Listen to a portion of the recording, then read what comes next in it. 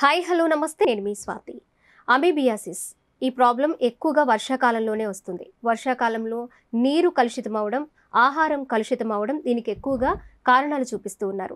మరి ఎలాంటి జాగ్రత్తలు తీసుకోవాలి, ఎలాంటి ఆహారం తీసుకోవాలి అనే విషయాలు ఈరోజు మనతో మాట్లాడడానికి విజయవాడ సుశ్రుత హాస్పిటల్ సీనియర్ వైద్యులు డాక్టర్ జేవి పూర్ణచంద్ గారు మాట్లాడేద్దాం. నమస్తే డాక్టర్ గారు. నమస్తే అమ్మా. ఎలా ఉన్నారు సార్? చాలా బాగున్నాం సార్. అమీబియాసిస్ గురించి మనం ప్రీవియస్ వీడియోస్లో అంటే చాలా లాంగ్ కొన్ని మంత్స్ బ్యాక్ మనం డిస్కస్ చేసుకున్నాము. కానీ ఇప్పుడు చాలా సీరియస్గా డిస్కస్ చేసుకోవాల్సిన అవసరం అయితే ఖచ్చితంగా ఉంది. ఎందుకంటే రెయినీ సీజను, ఎక్కువగా నీరు, ఆహారం ఇలాంటివి కలుషితమయ్యే ఛాన్సెస్ ఎక్కువ ఉంటాయి. బయట ఆహారం తీసుకోకూడదు. ఇప్పుడు ఉంటే మనం ఇంట్లో తినడం చాలా తక్కువైపోయింది, బయట తినడం ఎక్కువ అయిపోయింది. టేస్టీ ఫుడ్స్, ఎవ్రీడే మెనూ మార్చుకోవడం ఇలాంటివి ఎక్కువ చూస్తున్నాం, పిల్లల నుంచి పెద్దవాళ్ళ వరకు కూడా. మరి ఏంటి సార్, ఎలా కంట్రోల్ చేయొచ్చు, ఎలాంటి జాగ్రత్తలు తీసుకోవాలి? అంటే ఇప్పుడు బయటకు తింటే అమీబాసిస్ వస్తుంది అన్నమాట నిజమే, కానీ దానివల్ల ఒక ప్రమాదం ఉంది. ఓకే. ప్రమాదం ఏంటంటే బయటకు తింటే మాత్రమే వస్తుంది అనుకుని అమీబియాసిస్ని తెచ్చేటువంటి ఇంట్లో తినడం అనే విషయంలో జాగ్రత్తలు మానేస్తారు. ఓకే. అట్లాగే ఇది బయటకు తినడం అనేది ఒక వంక. అది 100% వాస్తవమే, కానీ అది ఒక్కటే కారణం కాదు. మన గోరులో మట్టి చాలు అమీబియాసిస్ రావడానికి. అందుకని తరచూ అమీబియాసిస్తో బాధపడే వాళ్ళకి మొట్టమొదటి సూత్రం ఏంటో తెలుసా? ప్రిస్క్రిప్షన్ నెంబర్ 1, ముందు గోళ్ళు అంటకొయ్యాలి. ఎందుకని అంటే ఈ మనకి స్వచ్ఛ భారత్ వచ్చిన తర్వాత ఎంత తగ్గిందో నాకైతే తెలియదు, కానీ ఈ సిద్ధాంతం వచ్చిన తర్వాత నేలని కలుషితం చేసేవి జంతువులు, మనుషులు, భూమి మీద వదిలేటువంటి మలమూత్రాలు మెయిన్. సో ఈ మట్టి ఇదంతా కూడా కలుషితం అయింది అనుకోండి, అది ఖచ్చితంగా ఆ మట్టి ఇది వ్యాపిస్తాయి, ఇది వస్తువులకు అంటుకుని వ్యాపిస్తూ ఉంటాయి. పిల్లలకు కూడా తరచూ విరేచనాలు రావడానికి కూడా ఇవే కారణం. కింద వాళ్ళు చేతులు కింద పెడతారు, మళ్ళీ నోట్లో పెట్టుకుంటారు. ఇప్పుడు ఏం బయటకు తిన్నారని పిల్లలకి అమీబియాసిస్ వస్తుంది. అందరికీ వస్తుందా? ఏజ్ ని బట్టి వస్తూ ఉంటుందా సార్? ఏమీ లేదు, ఎవరికైనా రావచ్చు ఇన్ఫెక్షన్. అసలు అమీబా అంటే ఏంటి? ఒక చిన్న సూక్ష్మజీవి, ఒకటే కణం.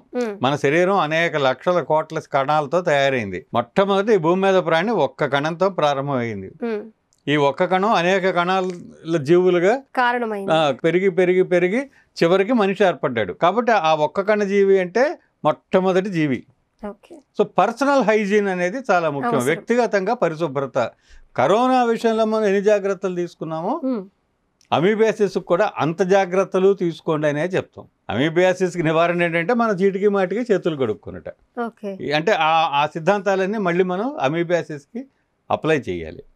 ముఖ్యంగా గోడలో మట్టి దగ్గర నుంచి. అంటే ఇంత చిన్న విషయాన్ని నేను ఇంత నొక్కి చెప్తున్నాను అంటే ఇంకా మనం మిగతా విషయాల్లో ఇంకెంత మనం జాగ్రత్తగా ఉండాలి అనేది అర్థం చేసుకోవాలి. సో ఇప్పుడు నేను 2 సిద్ధాంతాలు చెప్పాను. మొదటిది ఏమిటంటే అమీబాలకి ఎంట్రీ ఆపాలి. ఏ మార్గం ద్వారా కడుపులోకి అమీబాలు వెళ్తున్నాయి? కంట్లోంచి వెళ్తున్నాయా, చెవులోంచి వెళ్తున్నాయా, ముక్కులోంచి వెళ్తున్నాయా? ఏ మార్గం ద్వారా వెళ్తున్నాయి?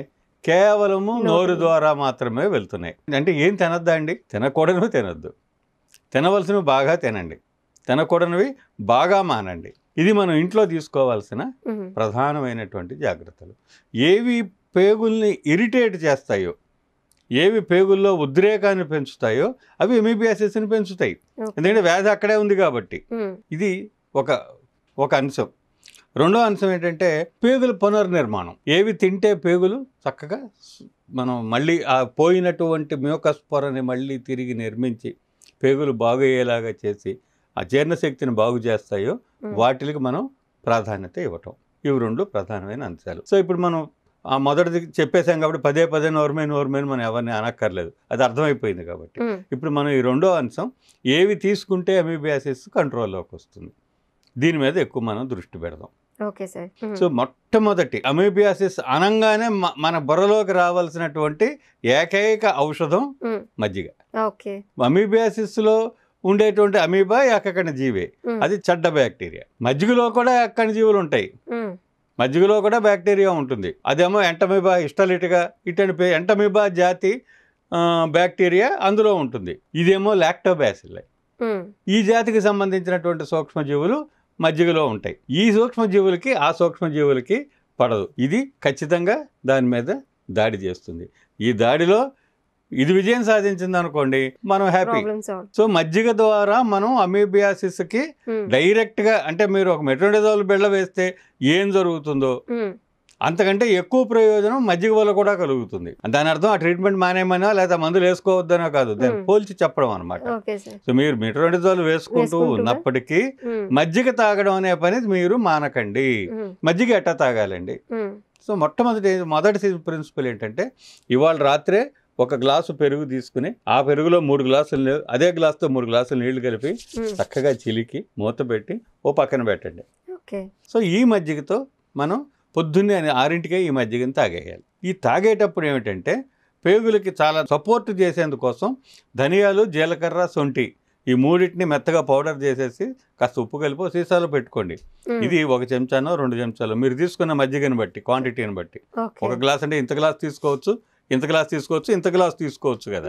మీరు తాగే 4 గ్లాసుల మజ్జిగ తాగగలిగేటంతా మీరు సెలెక్ట్ చేసుకుని అందులో ఈ ధనియాల, జీలకర్ర, సొంటిపొడి ఎంత పడుతుందో అంత కనుక మీరు తీసుకుంటే ఈ 4 గ్లాసుల మజ్జిగ పొద్దునే నిద్రలేస్తూ ఎంటీ స్టమక్ మీద తాగండి. అమీబియాసిస్ వ్యాధికి ఆ రోజు నుంచే తగ్గడం అనేది మొదలవుతుంది.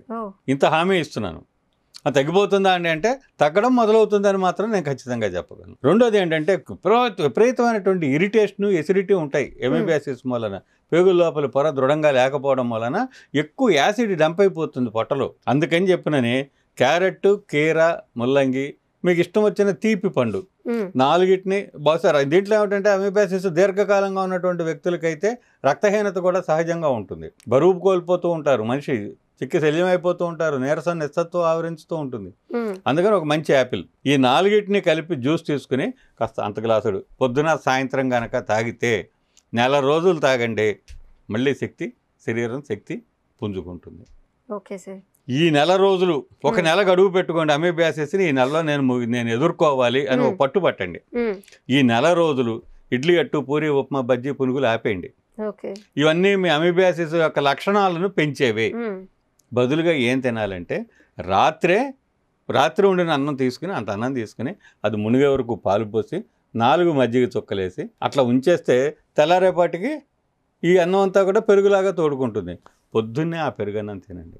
తోడు పెట్టిన అన్నం పొద్దున్నే తినేటువంటి వ్యక్తులకు అమీబియాసిస్ దూరంగా ఉంటుంది.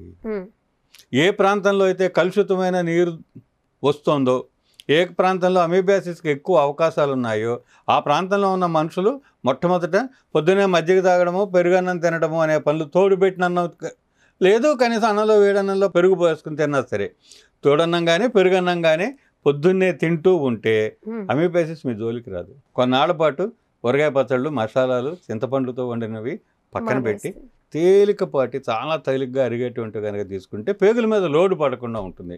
అప్పుడు పేగులు అన్ని ఇతర పనులు మాని ముందు పేగులను బాగు చేసుకోను అనే సిద్ధాంతంలోకి మనం గనక వస్తే పేగులప్పుడు తను రీకన్స్ట్రక్ట్ చేసుకోవడానికి, తను పునర్నిర్మించుకోవడానికి పేగులకి వ్యక్తిగత పరిశుభ్రత పాటించండి.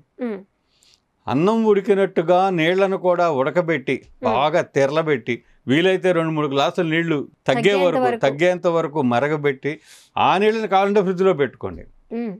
ఆ నీళ్ళనే మీరు దేనికైనా సరే వాడుకోండి. మామూలు పచ్చి మంచి నీళ్లు తాకండి. మీరు ఏ సీజన్లో అయినా సరే ఈ అమీబియాసిస్ వస్తూ ఉంటుంది. చాలా మంది సంవత్సరాల తరబడి కూడా ఈ ప్రాబ్లం ఫేస్ చేసి ఉంటారు. మీరు అన్నట్లుగా 1 నెల రోజులు ఈ పెరుగన్నము, మజ్జిగ ఎక్కువ తాగడం, మీరు చెప్పిన ఈ జ్యూస్ ఒకటి, ఒక యాపిల్ ఏదైనా తీయటి పండు యాడ్ చేసుకొని ఒక 1 మంత్ పాటు మీరు ట్రై చేస్తే గనక ఖచ్చితంగా ఈ ప్రాబ్లం నుంచి ఈజీగా బయటపడవచ్చు. సంవత్సరాల తరబడి అంటే బాబోయ్ ఎంత ప్రాబ్లం ఫేస్ చేస్తుంటారు. ఒక 1 మంత్ సార్ షటప్ అన్నట్లు ఒక్కసారి నోరు కంట్రోల్లో పెట్టుకొని మీరు తీసుకునే ఆహారం విషయంలో, అలాగే కొన్ని బయట తినకుండా, అలాగే టిఫిన్, బ్రేక్ఫాస్ట్ ఏదైతే తీసుకుంటున్నారో అవి కంట్రోల్లో పెట్టుకుంటే చాలా ఈజీగా అసలు టాబ్లెట్సే వాడాల్సిన అవసరం ఉండదు. సార్ చెప్పినట్లు, సార్ మీరు చెప్పినట్లు వాడొద్దని కాదు, వాడాల్సిన అవసరం ఉండదు. మీరు ముందుగానే తీసుకుంటే, ఇలాంటివి తీసుకుంటే కొంచెం తీసుకుంటున్నా మన జాగ్రత్తలు మనం తీసుకోవాల్సిందే. Thank you so much sir.